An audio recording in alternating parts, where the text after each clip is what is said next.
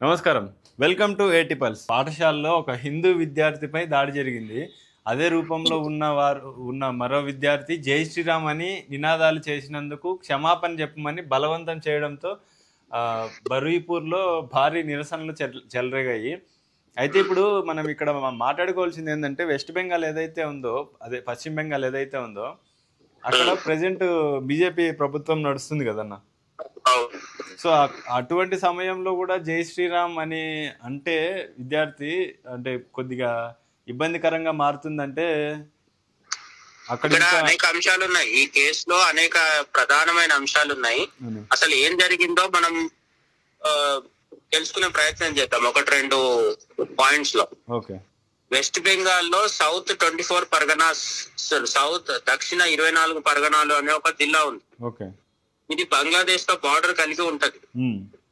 బంగ్లాదేశ్ తో బార్డర్ ఉండడం వల్ల ఈ సౌత్ 24 పరగనాస్ లో ముస్లింల సంఖ్య పెద్ద ఎత్తున ఉంటది. కొంచెం ఈ పెద్ద ఎత్తున ఉండడం వల్ల ఇక్కడ అనేక సార్లు దుర్గా పూజ చేసుకోవడానికి కూడా చాలా సార్లు ముస్లిం అతివాదులు, ముస్లిం ఛాందసవాదులు ఒప్పుకోక చాలా ఇబ్బంది పెడుతూ ఉంటారు అక్కడ హిందువులు. మమతా బెనర్జీ కాలంలో వీళ్ళ ఆటలు అన్ని ఇష్టం వచ్చినట్టుగా సాగినాయి. అయితే ఇప్పుడు మమతా బెనర్జీ వెళ్ళిపోయిన తర్వాత, మమతా బెనర్జీ అధికారం కోల్పోయిన తర్వాత కూడా ఇంకా తత్వం బోధపడట్లేదు వీళ్ళకి. అయితే ఇప్పుడు లేటెస్ట్ గా జరిగింది ఏంటంటే ఒక స్కూల్, దాని పేరేంటి అంటే మదరత్ పాపులర్ అకాడమీ. ఈ స్కూల్లో 10th క్లాస్ చదువుతున్న ఒక అబ్బాయి, ఆ అబ్బాయిని బాత్రూమ్ లోకి తీసుకెళ్లి డోర్ లాక్ చేసేసి, వీళ్ళు కూడా విద్యార్థులే, మిగతా వాళ్ళు కూడా విద్యార్థులే, వీళ్ళు ఒక 4-5 కలిసి ఈ హిందూ అబ్బాయిని ముస్లిం అబ్బాయిలు 10 మంది వరకు కలిసి చావగొట్టడం జరిగింది. ఎంతగా అంటే ఇప్పుడు చెవు వినిపించడం మానేసింది. డాక్టర్ దగ్గరికి వెళ్ళి ట్రీట్మెంట్ తీసుకున్నా కూడా చెవు పనిచేయట్లేదు ఇంకా. ఇది కొట్టడమే కాకుండా కొందరు కొడుతుంటే మిగతా కొందరు దాన్ని వీడియో తీసేది. వీళ్ళందరూ ముస్లిం అబ్బాయిలే ఈ హిందూ అబ్బాయిని ఒక ఒంటరిని చేసి కొట్టడం మొదలు పెట్టారు. ఇంకొక హిందూ అబ్బాయి చేసిన తప్పేంటి అంటే అతను జై శ్రీరామ్ అని నినాదం చేయడం వీడియోలో రికార్డ్ అయింది. ఆ వీడియో చూపించి ఇది నువ్వే అన్నావు కదా, చెప్పు, సారీ చెప్పు అన్నారు. అది నేను కాదు, అది వేరే వాళ్ళు ఎవరో అంటున్నారు, ఇద్దరు ఒకటేలాగా ఉండడం వల్ల మీరు కన్ఫ్యూజ్ అవుతున్నారని చెప్పడానికి ట్రై చేశాడు ఈ అబ్బాయి. నిజంగా పోనీ జై శ్రీరామ్ అన్నాడా అంటే అనని కూడా అనలేదు ఆ అబ్బాయి. అనకున్నా సరే ఈ బేబాజిత్ హల్దార్ అనే హిందూ అబ్బాయిని వాడు నేను అనలేదని చెప్తున్నా సరే వినకుండా కొట్టారు బాగా. అనేక చోట్ల గాయాలైనాయి. ఇదంతా జరిగిన తర్వాత వీడియో బయటికి రావడంతో ఇప్పుడు ఆ అబ్బాయి భయానికి లోనయ్యి స్కూల్కి వెళ్ళడం మానేసి గాయాలకు ట్రీట్మెంట్ తీసుకుంటున్నాడు.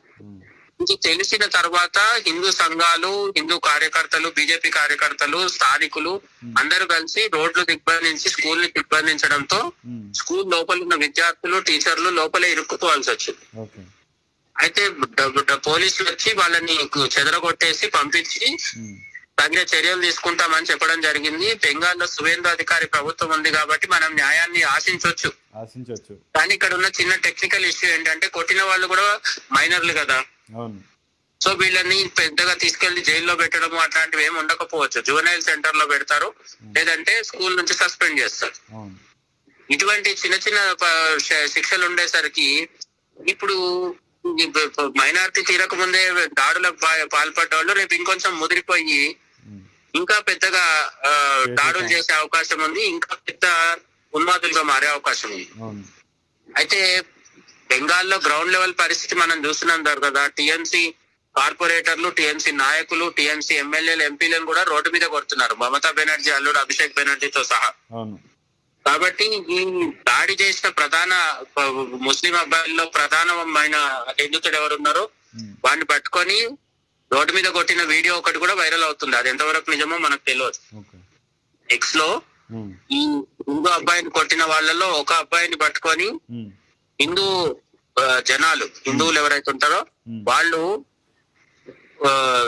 కొంత స్వల్ప దాడి చేయడం జరిగింది. మరి దారుణంగా ఏం కొట్టలేదు, హాస్పిటల్కి వెళ్ళేంత కొట్టలేదు, కానీ చిన్నపాటి భౌతిక దాడి జరిగింది. అతని ప్రాణానికి ఏం ప్రమాదం లేదు.